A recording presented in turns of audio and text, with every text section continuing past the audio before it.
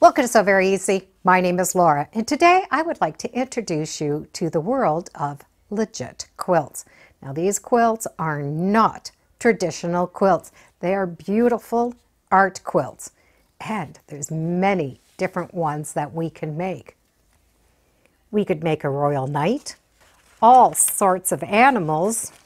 How about a car or some Egyptian artwork? We can also make a quilt with the statue of David. It's 60 inches by 80 inches. It is huge. It is beautiful.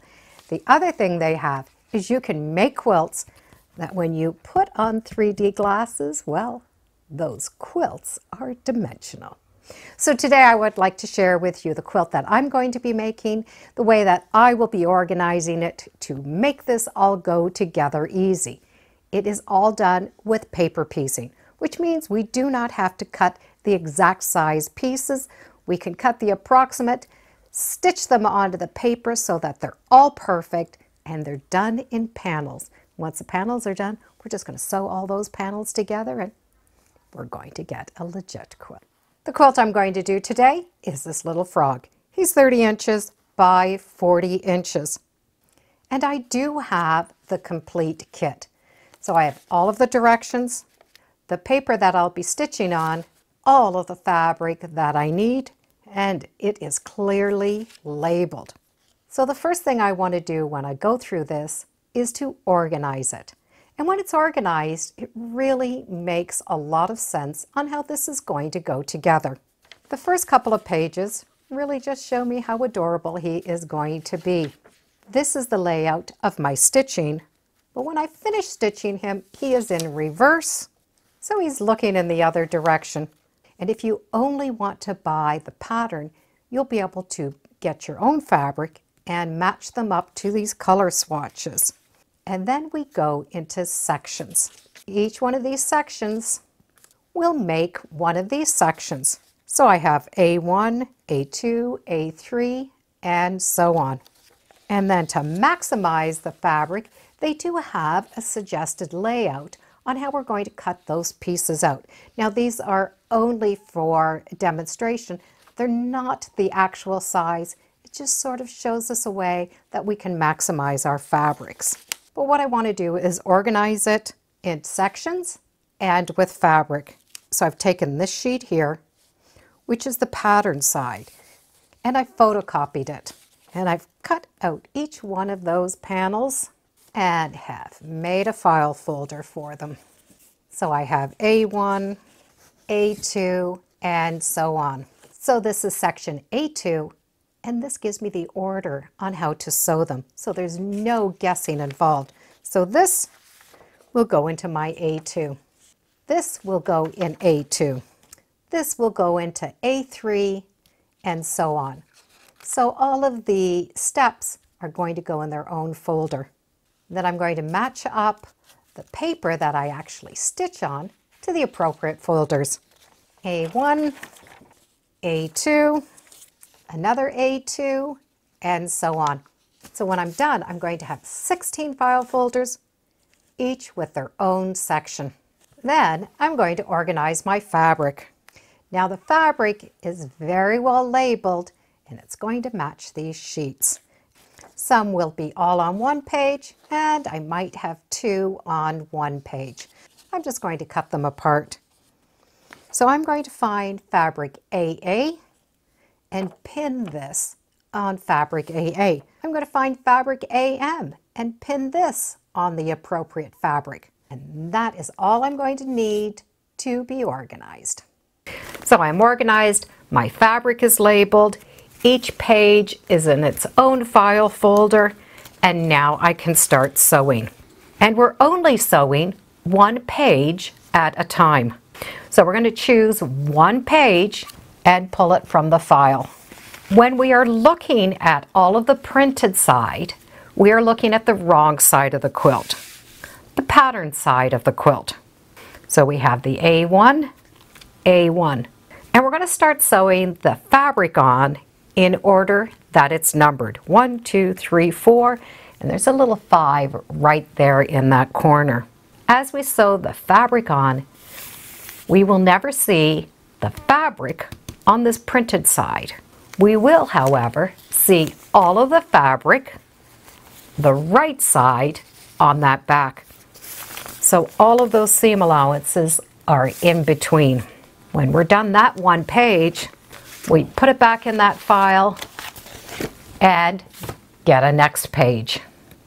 This page right here is D2, so I can pull out D2. Same thing, all of the printing is the pattern side. So let me show you how we're going to sew this piece together, and then you'll be able to see where that fabric is the right side on this side. We're going to start with that fabric 1. It's TM. So I'm going to be able to go through and find my TM. So for that first fabric, which is number 1, TM, I am going to place this piece right on top of my fabric. And since both sides are good, it really is going to be easy. And I can see through that paper, and I'm just going to put a little bit of glue around the outside and a little bit in the inside, and then I can take that and place it on the fabric. I will need to have a seam allowance around that TM, so I'm going to fold right along one of those seams. And you can use that file folder to fold with. So there's one seam. I'm going to fold that paper back so I can take a ruler and have that 1/4 inch go right along that edge and cut. You can also get rulers that have a built-in lip, a built-in 1/4 inch seam allowance. So this will just slide right up against whatever we are using. Now I can cut that 1/4 inch. I'm just going to fold that out of the way.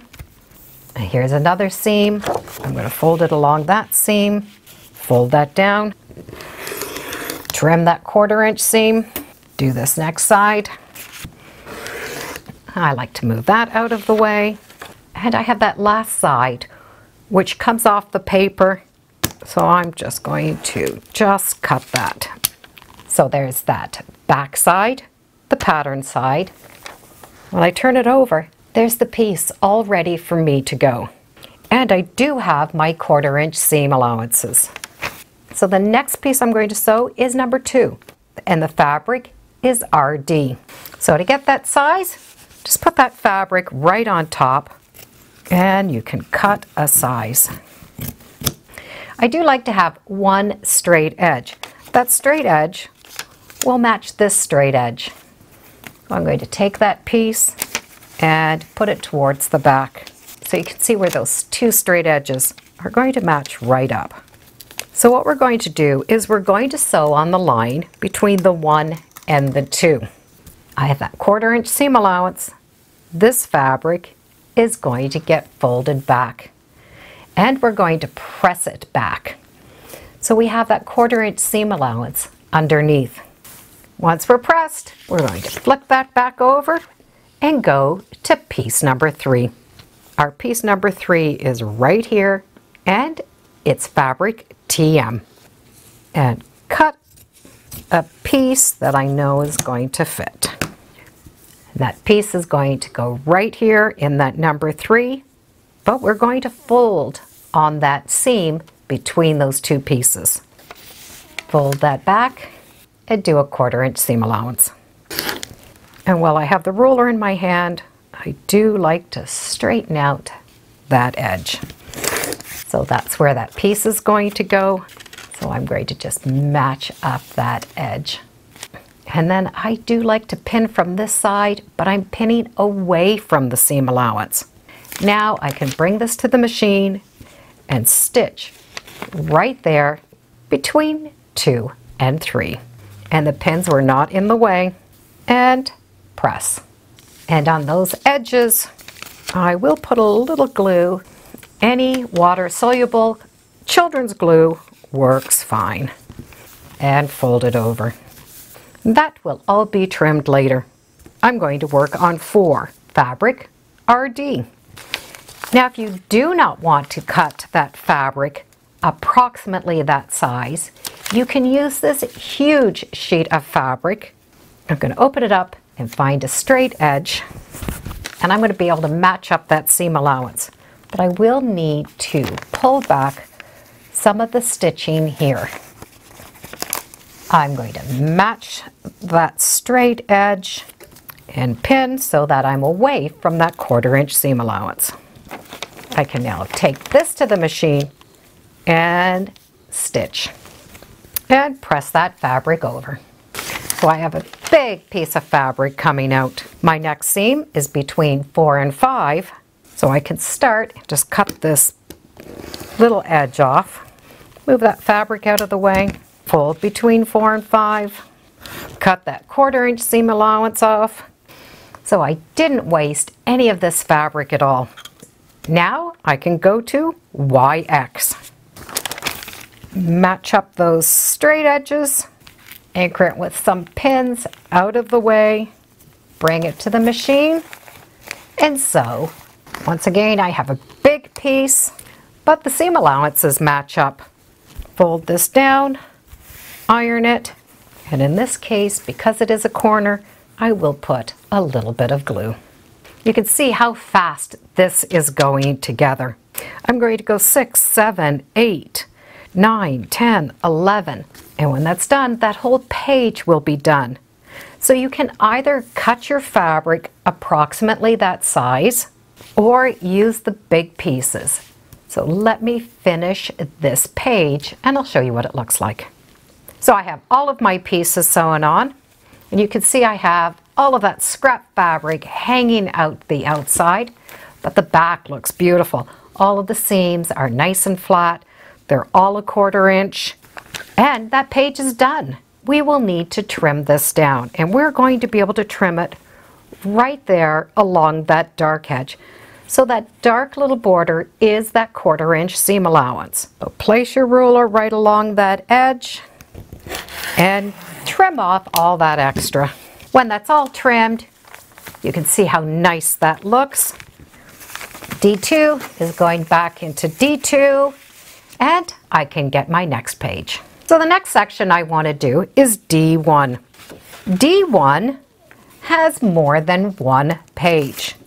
It will eventually make one page, but we start with more than one. You can see where these will eventually get stitched together. So each sheet is going to be treated individual. Then I get to trim that down, just like I did that last page, and put those together. And we do have a diagram that is going to show us how to put them together.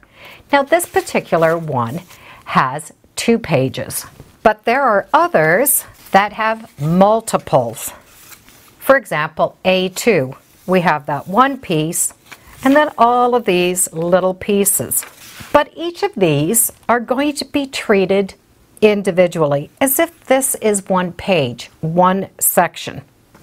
So once they're all stitched and trimmed, it tells us what to assemble. And we also have the guide.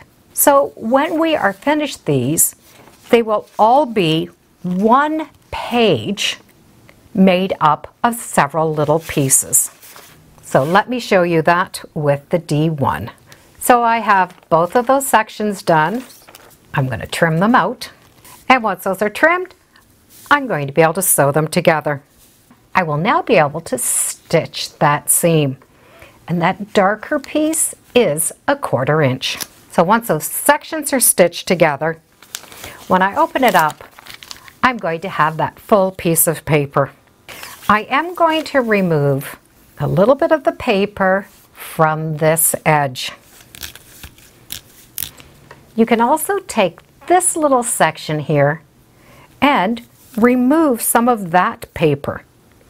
We do not want to take paper out from those edges because that is what's stabilizing this and preventing it from stretching.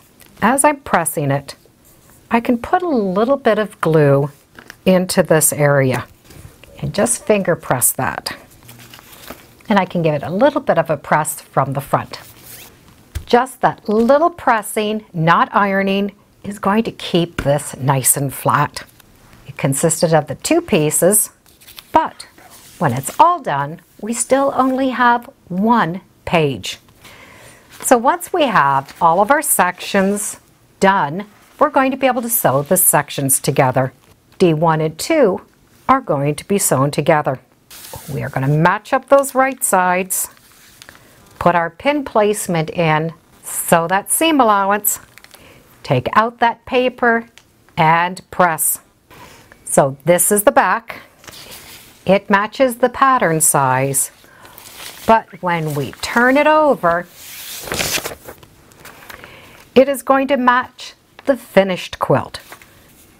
So we now have D1 and D2. So at the back of the quilt, the little frog, his little arms are going in this direction, but when the quilt is done, his little hands are going in reverse.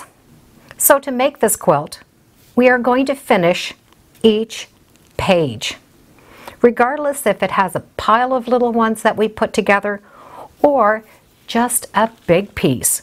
And then we're going to be able to put them together. Now you could put them together in rows or do sets of 4 and then put those 4 together. So Legit Quilts was nice enough to send me their finished frog quilt. So I'm going to show you this corner on their finished quilt. So those first 2 pages I did match perfectly in that corner. So this was 2 pages. Then there's 2 pages, 2 pages. So by just going page by page, I'm just going to fill this in so I can grab my next page and continue. Treat these all individual, trim, sew them together until you have that one size. And then it's just a matter of putting them all together. Now, if paper piecing is not your thing and you prefer to do quilting, you can get the quilts already sort of done. You can get them in a panel. This is definitely not your average quilt. It's bright, beautiful, and I am going to call him, here's looking at you, kid. I'll put some links in the description to Legit Quilt so that maybe you can find a quilt that speaks to you.